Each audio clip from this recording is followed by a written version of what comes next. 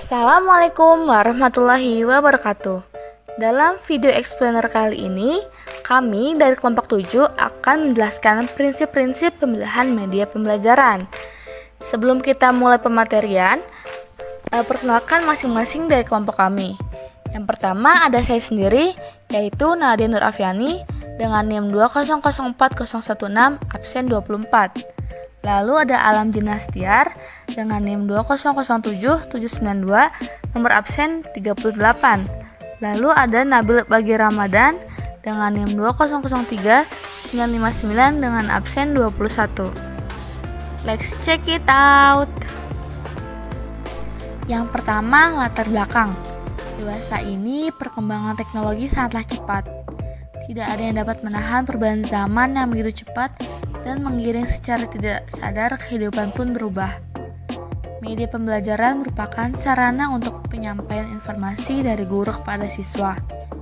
Dengan pesatnya perkembangan teknologi, banyak media yang dapat digunakan dalam proses pembelajaran. Mulai dari audio, visual, bahkan audiovisual pun ada tersedia banyak dan mudah untuk dibuat. Akan tetapi, hal tersebut tidak bisa berjalan lancar dengan tidak adanya pemahaman yang baik di antara para guru dalam memilih media yang mana yang tepat untuk dipakai kepada murid.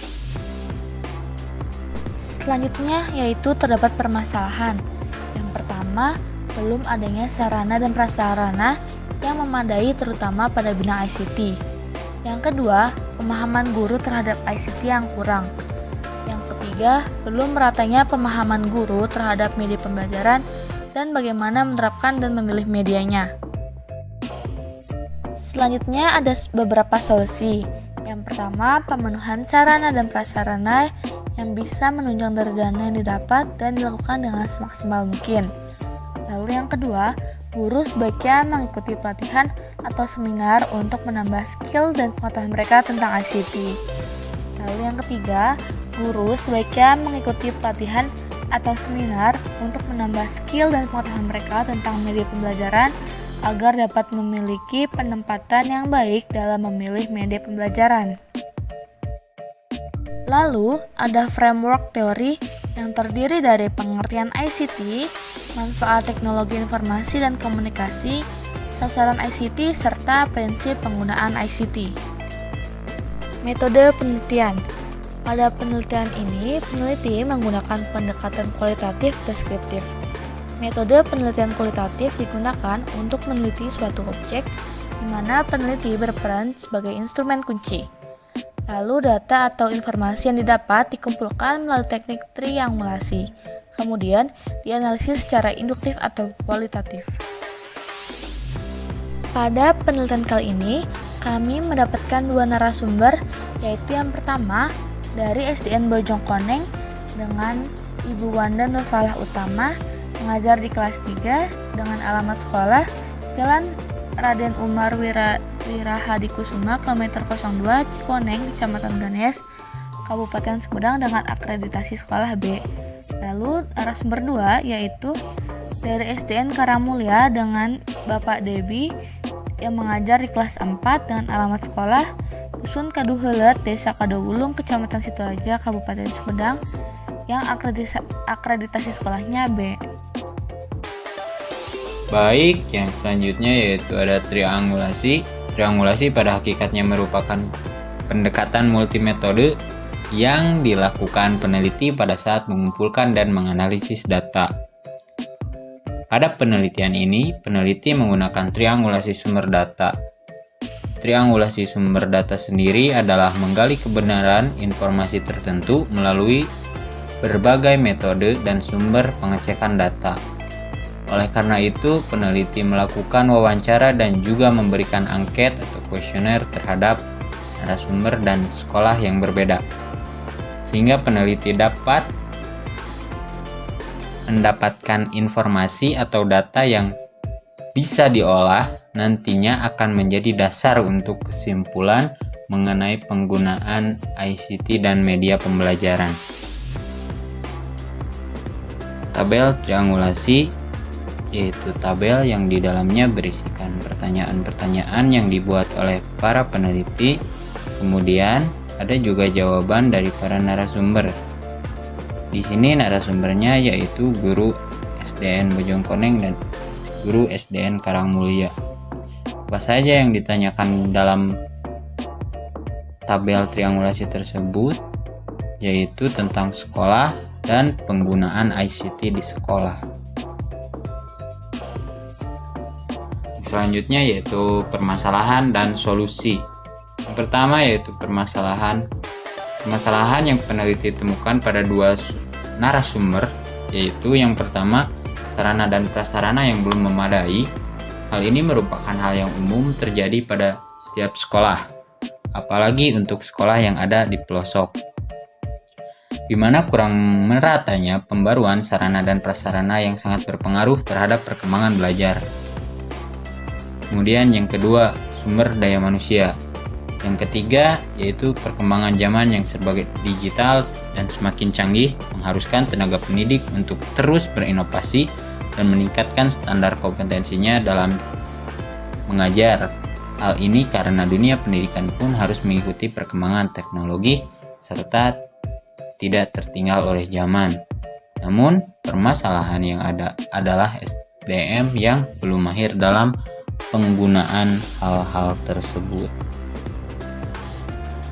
Kemudian untuk solusinya yaitu ada yang pertama, minimnya pengetahuan pendidik dalam menggunakan hal-hal yang berkaitan dengan pemanfaatan teknologi, terutama untuk mengaitkan kualitas pendidik. Perlu adanya sebuah pelatihan untuk meningkatkan pengetahuan dalam hal penggunaan dan pemanfaatan teknologi untuk sebuah media pembelajaran. Kemudian yang ketiga, karena minimnya sarana dan prasarana di sebuah sekolah dasar yang menunjang pembelajaran berbasis ICT, maka tenaga pendidik mengajukan hal tersebut kepada pihak yang berwenang dan menggunakan bantuan tersebut sebaik mungkin. Kemudian yang ketiga, melakukan pelatihan terhadap tenaga pendidik dalam menggunakan teknologi yang nantinya akan menunjang kegiatan pembelajaran menjadi lebih efektif dan efisien. Kemudian yang keempat, menjaga semangat guru belajar memahami cara menggunakan aplikasi dan teknologi yang dapat menghasilkan media pembelajaran yang lebih inovatif dan membantu tercapainya peningkatan kualitas pendidikan dan dapat membantu siswa untuk memahami pelajaran yang masih bersifat abstrak sehingga dapat terbayang dan pemahaman siswa lebih konkret dengan adanya teknologi berupa proyektor atau infocus. Contohnya, tanpa perlu pendidik membawa hal yang tidak mungkin dibawa ke dalam kelas. Baik, yang selanjutnya yaitu pembahasan hasil temuan di lapangan, yaitu di SDN Bojongkoneng. SDN Bojongkoneng merupakan sekolah yang terletak di Jalan Umar Wirahadikusumah, KM 02 Cikoneng, Kecamatan Ganeas, Kabupaten Sumedang yang berakreditasikan B. Penelitian yang kami lakukan ini dilakukan pada guru kelas 3 yaitu Bapak Wanda SDN Bojongkoneng. Dari hasil yang kami kumpulkan dapat beberapa temuan, yaitu yang pertama, SDN Bojongkoneng ini tenaga pendidiknya sudah ada beberapa yang mengetahui ICT atau TIK. TIK merupakan semua teknologi yang berhubungan dengan penanganan informasi. Dalam hal teknologi informasi di SDN Bojongkoneng masih kurang karena sarana dan prasarana yang belum mendukung. Untuk SDM-nya sendiri memiliki kualitas yang bagus jika fasilitasnya mendukung. Kemudian yang kedua, mengenai cara penggunaan ICT sendiri, guru di SDN Bojongkoneng sudah ada beberapa orang yang memahami bagaimana pengoperasian hal yang berbasis teknologi. Sebagian gurunya sudah mampu memahami pengoperasian tersebut, seperti penggunaan infocus atau proyektor untuk menunjang kegiatan pembelajaran. Kemudian yang ketiga, kurangnya fasilitas untuk penggunaan ICT dalam kegiatan pembelajaran membuat hal tersebut menjadi poin utama dalam penggunaan ICT untuk kegiatan belajar mengajar, sehingga mengakibatkan minimnya pengetahuan dan pengalaman penggunaan ICT di dalam kegiatan belajar mengajar. Baik, poin selanjutnya yaitu temuan di SDN Karangmulia. penelitian yang kami lakukan memiliki beberapa temuan yang kami dapatkan, yaitu yang pertama, secara umum guru-guru di SD Karangmulya sudah mengetahui atau memahami apa itu ICT. Hal ini ditunjukkan pada pemilihan media pembelajaran seperti penggunaan video explainer, penggunaan proyektor atau infocus sudah biasa dilakukan. Beberapa pun sudah menyadari bahwa penggunaan ICT di dalam kegiatan pembelajaran memiliki dampak positif meski pelaksanaannya masih terdapat beberapa permasalahan dan juga perlu penyesuaian yang cukup lama. Yang kedua, dalam kegiatan belajar mengajar SDN Karangmulya, meski sudah mulai biasa menggunakan ICT di dalam kegiatan pembelajaran, masih dirasa kurang dalam segi kestabilan jaringan. Lalu untuk sumber daya manusia, masih ada beberapa yang belum menguasai penggunaan media pembelajaran berbasis ICT. Yang ketiga, berkaitan dengan sarana dan prasarana yang ada, narasumber mengatakan bahwa peningkatan sarana dan prasarana harus selalu ditingkatkan agar kegiatan pembelajaran tidak monoton. Dengan adanya penggunaan ICT dalam dunia pendidikan harus terus dikembangkan untuk kualitas pendidikan yang lebih baik.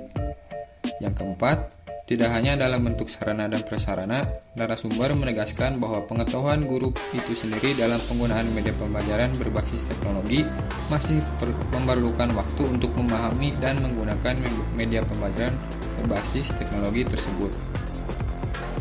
Poin berikutnya yaitu rekomendasi.